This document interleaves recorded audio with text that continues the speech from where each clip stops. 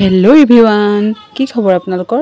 মই দেখিছেনে আমাৰ মানে ভাগিনজনীয়ে যিহেতু ডক্টৰ বাণীকান্ত কাকতিৰ এখন স্কুটি পাইছিলে আৰু তাৰ পাৰ্টি খাবলৈ বুলি মোৰ বাৰ ঘৰলৈ আহিলোঁ। আৰু চাই যাব দেই আগলৈ বাৰ লগত আছিলে আমাৰ আহি কিমান ফূৰ্তি কৰি থাকে। আচলতে তাই সেয়া জেঠাইক হয়। চাই যাব দেই আগলৈ।